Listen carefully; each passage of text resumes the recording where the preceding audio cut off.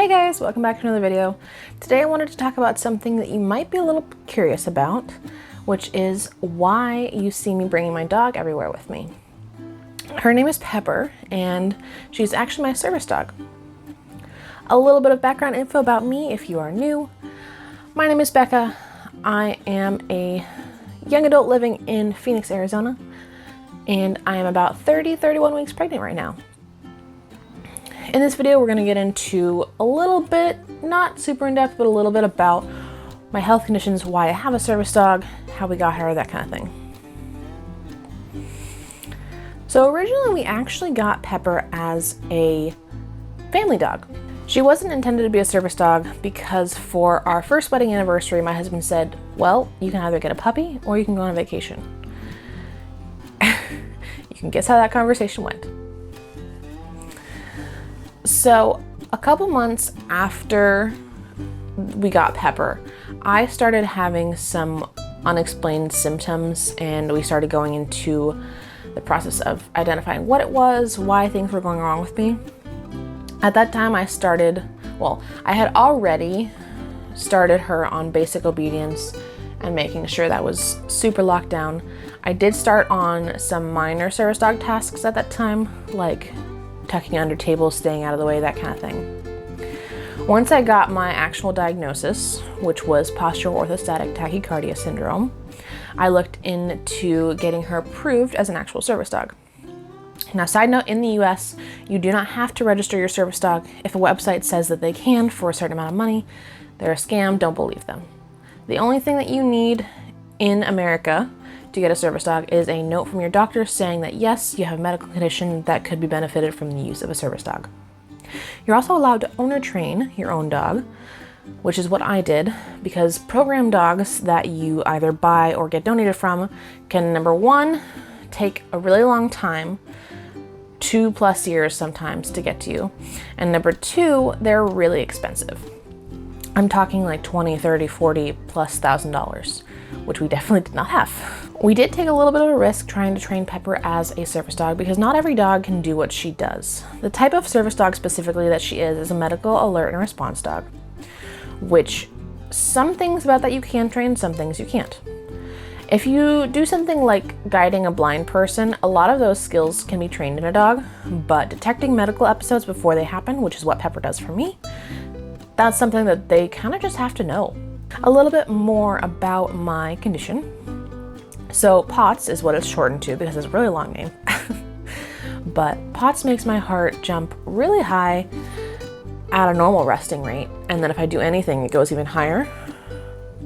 If it goes too high, my brain's just like, nope, we need to chill. And then it's like, shut off, which is how I find myself on the floor. It's also got some circulation components to it. As an example, your resting heart rate should be about 60 to 80, maybe 90, depending on what you do and how fit you are. But my normal resting heart rate is about 100+. I'll pop in a photo right now of my Fitbit that I just took sitting here between videos since I recorded the last one. As you can see, it's at like 100 beats per minute right now, and I've been sitting here for half an hour to an hour. It's also, this condition has made it difficult to exercise and like be fit during this pregnancy because I had to go off of my regulatory meds, which help bring my heart rate down. So pretty much all I can do is stretch right now, but that is completely off topic and we're gonna go back to the service dog. Anyway, Pepper's main job is to let me know, hey, you're about to pass out. You should sit down or do something to fix that. The way that she does that, honestly, she kind of acts like a brat. And there's been many times where I've misunderstood that and been like, Pepper, just be quiet. Shh, shh. Because dogs aren't allowed to like whine or scratch or like jump up on you in public. But that's how she trained herself to let me know because, like I said, I'm kind of dense sometimes. She is still in training. She started her training in January of last year, and service dogs take generally about 2 years to train fully. Her one hang-up is reacting to other dogs. She really wants to go talk to them or check them out when she's working, which she's definitely not allowed to do. And if you've seen any of my weekly vlogs, you know about the German Shepherd situation and why I personally think she's struggling with that. But I'm planning on taking some time right now, honestly, partially because of the quarantine thing, but also in the next year until she reaches that 2-year mark in next January to work on that skill with her and making sure that she doesn't react at all. Because if she doesn't show me that she can master that skill by the 2 years, it's possible that she could wash out and then I won't be able to use her, which sucks.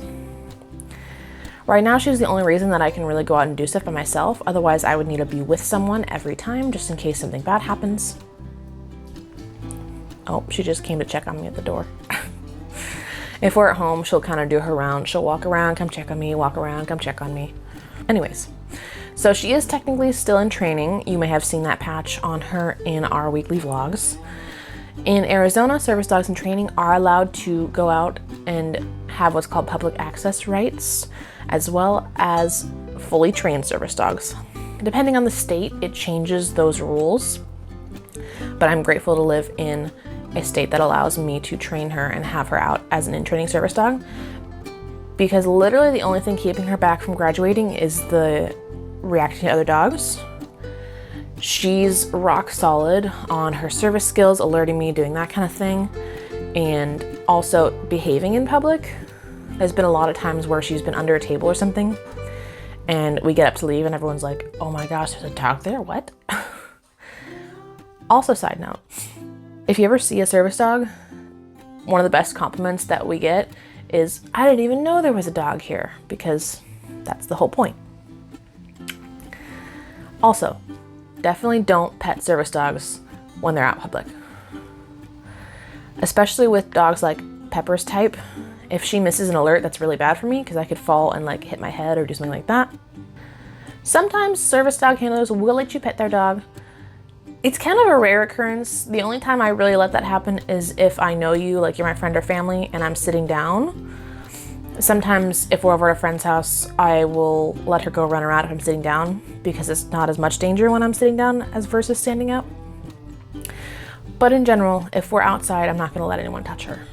I think that's about it, honestly, about service dogs. So if you have any other questions, go ahead and drop them in the comments below, or go ahead and DM me on Instagram, thebryant.family. If you liked this video, make sure to click the like button and subscribe down below. I post content on moms, family, lifestyle, and budgeting. So if that sounds interesting to you, make sure you follow along. Thanks for watching the video, and I'll see you guys next time.